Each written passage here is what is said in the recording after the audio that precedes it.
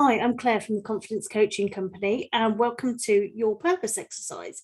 So a little bit about me. I'm a coach and a trainer of NLP, and I help women find their confidence in life, love, and business. So part of finding your confidence is knowing who you are and what you're about, and part of that is finding your purpose. So your purpose is what will drive you when you kind of lose your mojo or you feel a little bit stuck in life, love, or business. So this is the process of doing it. So you'll need a notepad and a piece of paper, pen and paper. You'll also need to pause this after each question, and you can always go back and re-listen to the question. So it will take probably about 30-40 minutes to do, but it's once you get used to doing this, it's useful to do it every 6 months to a year, just to keep in touch with your purpose, because it can change throughout life, which is important to know. So let's get started. So first of all, you're going to ask yourself, so on the top of your page 1, you're going to write, what is my true purpose in life?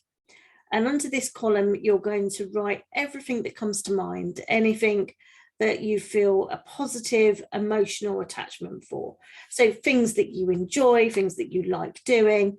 So anything that you believe is your purpose in life. So it could be helping people, it could be making the difference, it could be helping people through your business, it could be being a good mum, being a good sister, being a good friend, anything that makes you have a personal, positive, emotional attachment to that, you're going to write down on your list. So go ahead and do that, pause the video and come back once you've done that.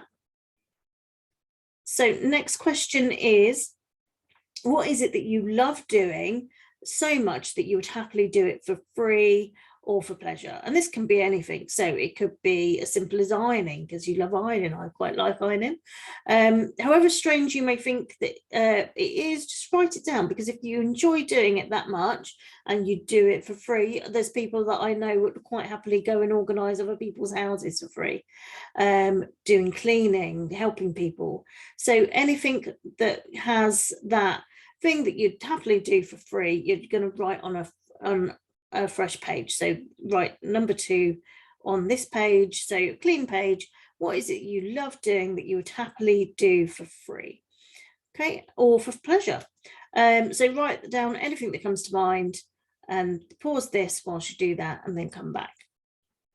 Okay, and now on a new page, you're going to write the number 3, and you're going to write down any hobbies or any elements of jobs that you do that you enjoy. So you can consider things that you do as part of your job or as hobbies. So anything you enjoy doing within life, you're going to write that down on number 3. So clean page, number 3, think about your hobbies and elements of your job that you enjoy, and also consider things that you see others do as hobbies and jobs that you would quite like to do as well. So anything that anyone else does that you would quite like to do. So you're going to write that down as well. Okay, and then just pause this and then come back to me when you've finished. Okay, and then you're going to need another page, let's say page 4. You're going to ask yourself this question. So if you won the lottery or money was no object, okay, so if you've won the lottery and money was no object, what is it that you would pay somebody else to let you do? What would you do for other people for free, or you would pay someone else to do that thing for them? So for me, it's coaching and training, because that really gets my kind of my juices flowing, if you like. It's the one thing that's my purpose in life, is to bring people their confidence through learning new mind management tools. So with this question, you're looking to find the things that really drive you rather than the things done out of necessity. Okay, so for example, someone might say, I would cook meals for somebody, so somebody could pay me to cook meals. So write down everything you think of. So then you move on to question 5, which is think about your favorite heroes, role models, and other people who you admire. So people you admire, they can be anybody, your friends, family members, what you're going to do is you're going to get inside their skin. What do they do, or what qualities do they have that you want? And you're going to write down all of the qualities that you admire in those people. So it could be anything. So some of mine were my friends, because they're quite they're very good communicators. They are business women. They're driven. They have a purpose. They're consistent and persistent, and they're successful. So that's some qualities that I admire in others. So you're going to do that now. So think of your favorite heroes. It could be business people, actors, somebody who's a role model, and others that you admire. So those people that you would like to be like. Okay, and you're going to get inside their skin. What do they do? What qualities do they have that you want? And you're going to write down all of those qualities that you admire in those people. Awesome. And then number 6, the next task is to write down things that other people tell you you are good at, and that you also feel that you're good at, feel that are good about you. So qualities you like in yourself. So think back to things where people might have praised you for being a good mum, kind, helpful, organized, for example, being a good listener, or being positive or well organized, and just write down those things under number 6. And then when you've done that, come back. And so then you're going to go through for number 7, you're going to go through the things that you've written down in the answers from numbers 1 to 6. So you're going to look for recurring words, and you're going to notice which things excite you most and which hold the greatest feeling of accomplishment. So you're looking for words or groups of words that stand out, and you're going to make a new list. And then you're going to organize that list in the order of how much positive emotional attachment you have for each one. So the top one will be the one that you have that biggest positive emotional attachment to it. And then the least will be at the bottom. So you're going to put them in order of that emotional attachment. And then once you've done that, you're going to go to number 8. So I want you to think about what you value. So the things that you value in your life. So I want you to ask yourself this question for number 8. What is important to me in my life? So ask yourself that question. What is important to me in my life? And the responses that you're looking for are words such as excitement, fun, honesty, wisdom, justice. So listing things, so rather than listing things or possessions, the list that you come up will be your values and your principles that you live your life by.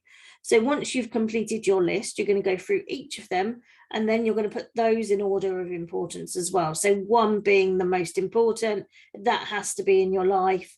And then 2, next important, 3, the next important after that one. So you're going to have a list of your values. So you'll know then what your values are in your life. And once you've completed the list and you've put them in order of importance, numbering them from 1 to 5 to 6 to 7. So you're just going to check that top 5, so your top 5 need to really light you up. So they need to, if you think of a Christmas tree being switched on and how exciting that feels, your values need to light you up in that way as well. So it needs to go, yeah, that's be really motivating. And once you've completed step 8, you'll have your final list of interests, loves and passions. And that will give you the greatest feeling of accomplishment that fits with your top 5 values and principles. And then what you can do is you can write a purpose statement out and put together words and rearrange them to make sense. For example, it could be, I'm a person who believes in peace and harmony. I get people together to bridge differences and gain agreement to move the community forwards. Or it could be, I love animals. I feel happy when I keep them, grow them and keep them safe. You could also apply that to children if you're a parent. Or I love to make a difference in people's lives by helping them. Or I create lasting relationships through honesty and trust and enjoy networking to make money. So it can be any permutation of your collection of stuff, but it has to be highly level and without detail. Excuse me. So it's about without the detail of how you achieve it, because your purpose is kind of, it's one size fits all. So as long as you're doing something in life that fulfills your purpose, so if your purpose in life is to help people, then you would be as happy as you are cleaning or doing things to help people as you would coaching and running a coaching business. So it's all about knowing what your purpose is so you can fulfill that, and to make sure it's fulfilled in the things that you do in life. And if you haven't got that fulfillment, that's when life becomes a bit stale and you might feel a bit stuck. So it's all about writing it out, try it on, see how it makes you feel. When you read it back to your word, back to yourself, that little statement, your words must look and sound and feel totally right to you and make sense. If not, you're just going to amend them and jiggle them around. So you've got that purpose written. It must really appeal to you, though. So when you're writing your purpose, it's about it appealing to you. It gives you that sense of satisfaction, that fulfillment, and that achievement. And that's how you write your purpose statement. So if you've got any questions, you can reach me at claire@money-management.life. If you want to book a one-to-one coaching call, if you're interested in finding your confidence in life, love, or business, then you can drop me a message there, or you can follow me on Facebook, The Confidence Coaching Company. And I will look forward to catching up with you soon. Take care, and thank you for watching.